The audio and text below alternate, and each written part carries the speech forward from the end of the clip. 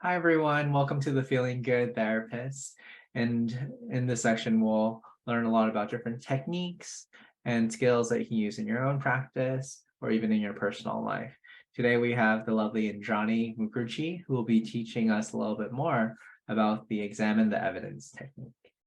So I am excited to be here with you, Richard, and excited to share this method that I use frequently. It's called examine the evidence. And how we are going to do this today is you're going to play my patient who is a hard driving, hard-working, successful finance executive who's super perfectionistic, and he constantly thinks he's not good enough, he's falling behind, and he has a lot of negative thoughts. So that's what we're going to do today. Are you ready to do it with me? Yeah, let's do it. Awesome. All right. So I'm going to set it up for you, Richard. I'm going to explain what this method is. It's like I said, it's called examine the evidence, and it's a logic-based method, and it, kind of challenges these negative thoughts that we have with evidence. So we are going to pretend that we are in a court of law, and you get to play not only the prosecuting attorney arguing in favor of the negative thought, you also get to play the defense attorney defending yourself against those thoughts. And then you're also going to be the judge, and you'll decide which side won. Is that, are you okay doing this with me? Yeah, that sounds great. Let's give it a try. All right, so you got to, let's get our paper pads or MacBooks out. And what so what I'm going to do is I'm going to ask you to hit me with a negative thought, and I'll just tell you what that is, Richard, if that's okay. It could be, something like I'm not good enough, or I am falling behind. So if you want to just give me that thought, we can then go ahead and do the method. Yeah, let's work on that thought. I'm not good enough. I think that Yeah, one comes up for me quite a bit in finance. that's great. So we're going to write in your book, let's write that thought, I'm not good enough. And then let's draw a line down the middle. And the left-hand side, let's put prosecution. So Richard, can you give me some evidence to why you would think you're not good enough? Well, I haven't finished all my work. Mm-hmm. Yeah, you haven't finished all your work. Yeah. What other evidence can you come up with for this in favor of this thought, I'm not good enough? It kind of feels like I'm not good enough.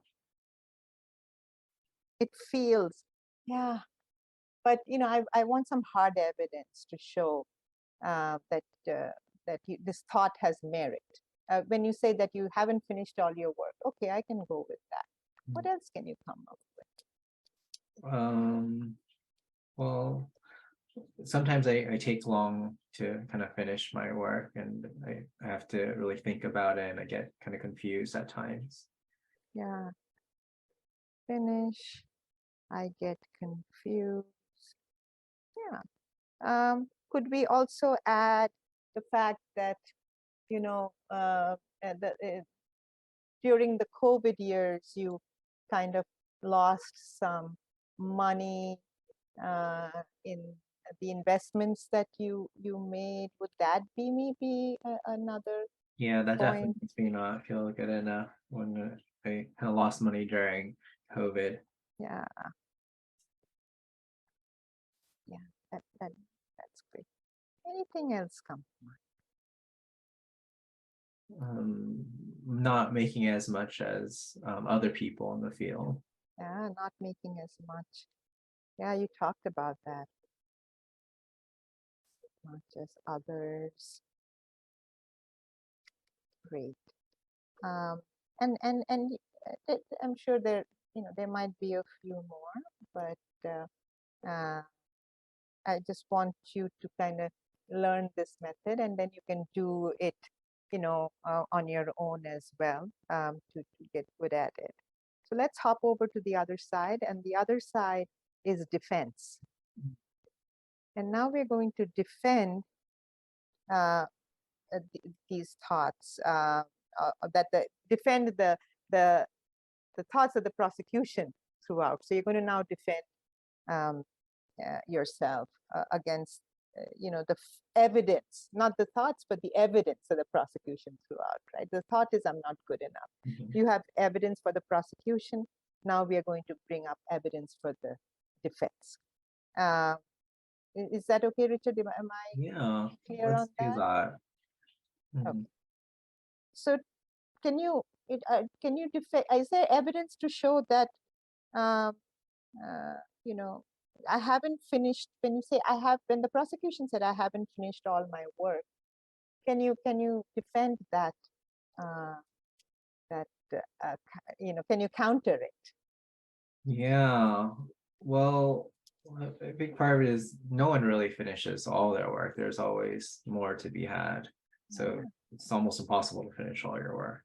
Exactly, because you're tracking stock markets and the financial exchanges throughout the globe, right? So when we are sleeping in Maryland, New York, Hong Kong is open, London is open. So no one can finish all their work. Yeah. There's always more to do. And there's always more to do. Yeah. How about a counter for, sometimes it takes me too long to finish things. Well, it does take me a little bit longer, but like the more that I do this, I notice the faster I get. Like I know in the beginning, like things were super long. I was always learning, but now I'm a lot faster. Yeah, it probably prevents you from making mistakes as well, because you have said that you're pretty thorough and detail oriented. So of course, the longer you do, the faster you get, and probably make fewer mistakes as well. Would that be fair to say? Yeah, absolutely. That's true. Yeah. Yeah. What about the fact that you lost some money on this, during COVID? Well, everyone kind of lost money during COVID. I mean, markets were down. People weren't wanting to kind of buy, and it was challenging for everyone. Agree with that. What about a counter to you get confused? Yeah. Well, part of this is that like when I get confused, I just study it more, I learn more, and I kind of get more out of the process at the end of the day. How about not making as much as others? Can you defend that? I think it's a spectrum. I remember in the beginning, I didn't make a lot compared to the majority, but as I kind of gained more experience, I started making more and more money, and now I'm at a really good place where I probably make more than the majority of people, just not like at the top 10%. But maybe one day I'll get there through kind of more learning. So, you've come up with some good arguments for the prosecution and some good ones for the defense, Richard, and now you get to play the judge. So I want you to take about 5 seconds or 10 seconds to look at all the arguments for the prosecution and all the arguments for the defense, and tell me whom you would award the victory to. Probably the defense. The defense makes so much more sense. Yeah. So if you had to give the defense a number and the prosecution a number, and split that amount by 100, what would each side score? Maybe like a 20 for prosecution and maybe an 80 for defense. Yeah, so that's a pretty resounding victory for the defense. Yeah. Good. Now, if you go through the defense's arguments, no one finishes their work on time. The longer I do it, the better I get at it. Everyone lost money during COVID. The more I study, if I get confused, I just study it more, and I learn and I get more out of it. It's a spectrum in terms of how much money people make. I'm certainly making more now than I did before, even though it's not in the top 10%, it's probably where the majority of investors are in. So can you just look through all of that and then come up with a succinct thought that would capture all of the defense's arguments? I'm always growing in this field, and I'm doing well now. In the grand scheme of things, I'm a lot better than I was in the beginning, and I just continue to learn and grow and improve my skills and improve what I'm doing in my career. And the more I do this, the better I'll be. And it's not like I'm the worst right now. I'm still progressing. I'm doing well. And of course, I'll make mistakes along the way, but those are opportunities where I can learn and grow. Yeah, that's amazing. Let's write that down. Let's go ahead and write that down. Well, let's pause the role play right here, Indrani. That was such a good demonstration of examine the evidence. And if you're wanting to learn more about different techniques and strategies, feel free to subscribe. And if you're wanting to learn more about Indrani, we'll have her information below. This was a lot of fun. Thank you for inviting me.